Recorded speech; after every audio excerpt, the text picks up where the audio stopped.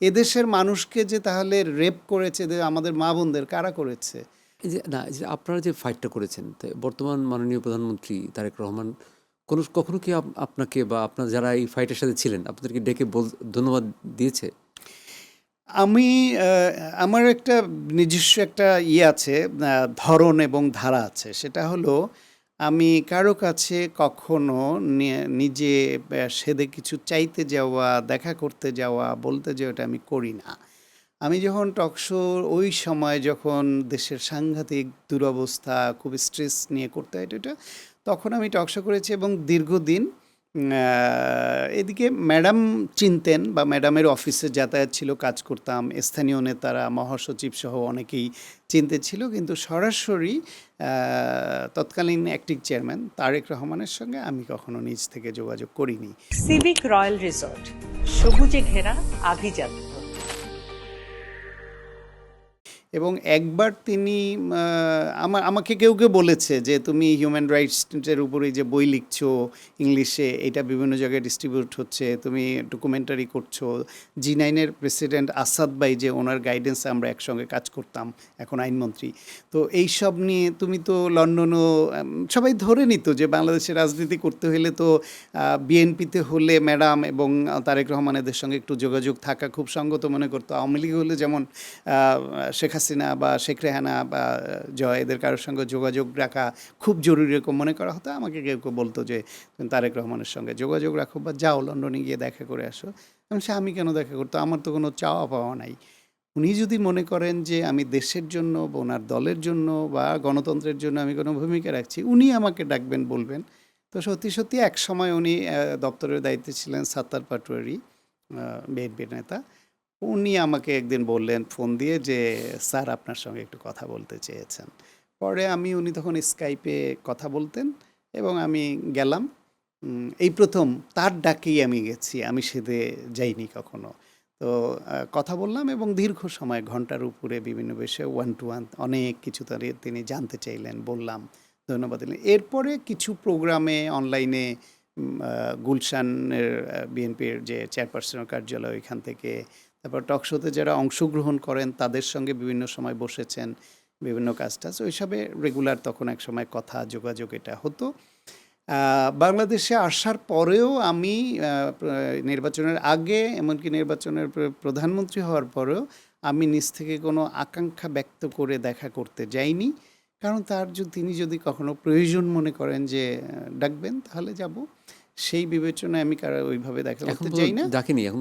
না, আমাকে ডাকেননি। আমি আমার মতো আমি কাজ করছি এবং সেক্ষেত্রে তবে কিছু প্রোগ্রামে এমনি দেখা হয়। সে দেখা হলে তখন হাই হ্যালো বা একটু হ্যান্ডশেক এই পর্যন্ত হয়, কিন্তু ওরকম এক্সক্লুসিভ কথা বলার সুযোগ হয়নি, কারণ তিনি ডাকেননি।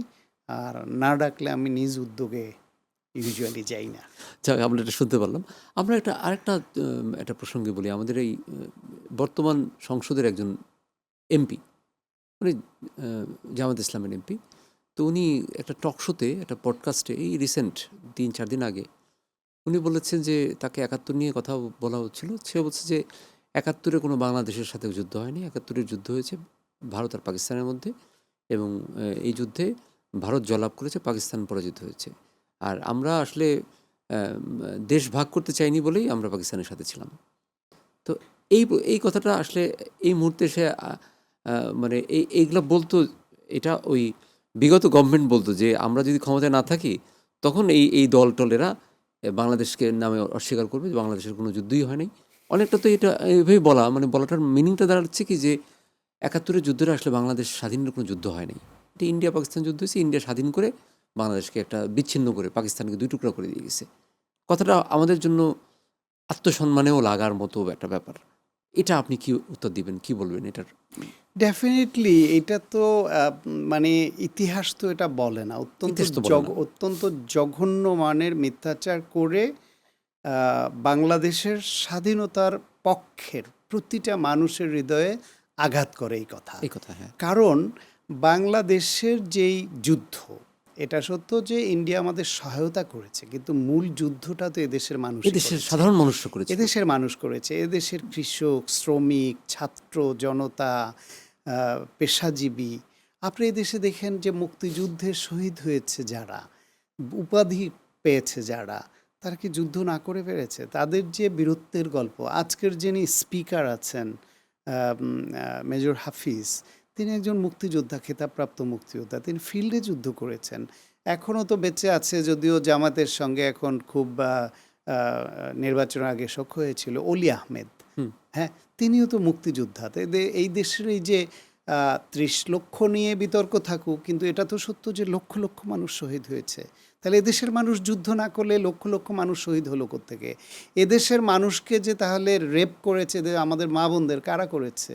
তো এই দেশের মানুষ যুদ্ধ করেছে, কেউ কেউ প্রত্যক্ষভাবে ফিল্ডে থেকে যুদ্ধ করেছে, কেউ যুদ্ধের সহায়তা করেছে, কেউ যুদ্ধের পক্ষে তাদের প্রার্থনা করেছে, কোনো না কোনোভাবে স্বাধীন বাংলাদেশ চেয়েছে, এরা প্রত্যেকে যোদ্ধা। তো সেই যুদ্ধকে এইভাবে চিত্রায়িত যারা করতে পারে, তারা আর যাই হোক, তারা স্বাধীন বাংলাদেশের বা এই বাংলাদেশকে তারা ধারণ করে না। কেউ যদি বাংলাদেশকে ধারণ করত তাহলে এই কথা বলতে পারতো না। এবং আপনাদের পডকাস্টে যে এসে এই কথা যিনি বলেছেন, এটার প্রতিবাদ হওয়া উচিত।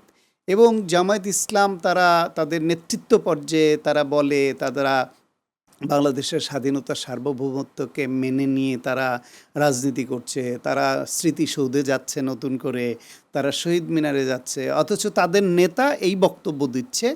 এটা তাদের দল থেকে ক্লিয়ার করা উচিত হবে যে তাদের দল যেটা করছে তাহলে সেটা কি মুখোশধারী ভণ্ডর কাজ কিনা। তাদের মনে প্রাণে ধারণ করে এই নেতার কথা, আর দল মানুষকে দেখাচ্ছে অন্যটা, সেটা কিনা। নাকি দল যেটা বলছে, তারা আকারে ইনিয়ে বিনিয়ে ক্ষমাও কিন্তু যাচ্ছে ৭১-এর জন্য, যদিও আনুষ্ঠানিকভাবে দল চাচ্ছে না। ওদের নেতাদের অনেকেই শেষ আমির থেকে শুরু করে দেখবেন যে তারা নানানভাবে বলে আমরা যদি ভুল করে থাকি, এটা বলে। এই দেশে তো আলবদর আল শামসের প্রধান ছিল তো তাদের নেতারাই, তাদের ছাত্রসংঘের নেতা ছিল, পরে জামাতের শীর্ষ নেতা হয়েছে। সুতরাং এই দেশে যদি যুদ্ধ আমাদের এইখানে আমাদের বাঙালিরা না করে থাকে, তাহলে এইখানে আলবদর আল শামস রাজাকারের প্রয়োজন হলো কেন? সেটা করেছে তো তারা। ইন্ডিয়ান সৈন্য তো আমার দেশে এসে যুদ্ধ করেছে এখানে সব জায়গায়, সেটা তো না, সেটা অনেক পরের কথা, অনেক পরের কথা, শেষের দিকে। ডিসেম্বরের এখন ধরেন এই যে তারা যেই বয়ানটা এখন উৎপাদন করছে, এইটা দেশদ্রোহিতার শামিল এবং অত্যন্ত জঘন্য মিথ্যাচার, স্বাধীনতার চেতনা পরিপন্থী তো বটেই। এই চেতনা বললে এখন আবার দুটো কথা শুনিয়ে দেয় যে আপনিও চেতনাপন্থী হয়ে গেলেন। আমরা সবসময় স্বাধীনতার চেতনার পক্ষের। আওয়ামী লীগ চেতনার নামে যে কাজটা করেছে, চেতনাকে একটা গালিতে পরিণত করেছে। কারণ মুক্তিযুদ্ধের চেতনাকে তারা অন্যায্যভাবে তাদের রাজনীতির হাতিয়ার হিসেবে ব্যবহার করেছে। মুক্তিযুদ্ধের চেতনাকে পাশে রেখে তারা রাষ্ট্র ক্ষমতা দখল করেছে বিনা ভোটে, তারা বিনা ভোট, রাতের ভোট এইসব করেছে। এগুলো তো মুক্তিযুদ্ধের চেতনা না। সুতরাং মুক্তিযুদ্ধের চেতনার সবচেয়ে বড় খেলাপকারী সংগঠন আওয়ামী লীগ। মুক্তিযুদ্ধের সময় মুক্তিযুদ্ধের পক্ষে থাকা সবচেয়ে বড় রাজনৈতিক দল ও রাজনৈতিক শক্তি আওয়ামী লীগ।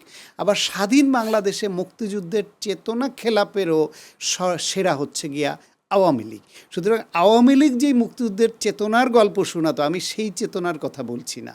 সত্যিকার অর্থে যারা মুক্তিযুদ্ধের যে চেতনা ছিল, আমাদের যে মূলনীতি ছিল, আমাদের যে মুক্তিযুদ্ধের পেছনে যে আকাঙ্ক্ষা ছিল, সেগুলো হচ্ছে সত্যিকার সেই চেতনা ধারণ করি আমরা, তার পক্ষে কথা বলছি। এটা আবার আমি দেখতে পারলাম যে তাদের নেতারা কিন্তু জাতীয় সঙ্গীতের সময় তারা বসে থাকে, খুব অন্যায়। না, সেটা বসেছিল জাতীয় সংসদে এবং বিভিন্ন জন বিএনপি মহাসচিবও ইশারা দিচ্ছিল, আমি দেখেছি ভিডিওটা। তারপর একটা প্যারেড প্রোগ্রামে দেখা তারা দাঁড়িয়েছে, একটা প্যারেড অনুষ্ঠানে দেখা গেল যেখানে এইটা জানি না, আমি দেখি নাই। তবে বাইরের প্যারেড অনুষ্ঠানটা বিভিন্ন জায়গার যেটা ভার্চুয়াল মিডিয়া আসে, তার কতটা ফেক, কতটা এআই জেনারেটেড বানানো সেটা জানি না। যদি আপনি ওটার সত্যতা নিশ্চিত হয়ে থাকেন তাহলে বলা যায়, এবং সেটা অন্যায়। তবে জাতীয় সংসদের ওটা দেখেছি আমি, তারা শুরুতে বসেছিল, পরে তখন বিএনপি মহাসচিব আরও কেউ ইশারা করেছেন এবং তারপরে তাদের নেতারও ইশারা করেছে, পরে সবাই দাঁড়িয়েছে। এটা আমরা বিএনপি সিভিক রয়্যাল রিসর্ট, কিনুন আভিজাত্য, নিশ্চিত করুন ভবিষ্যৎ।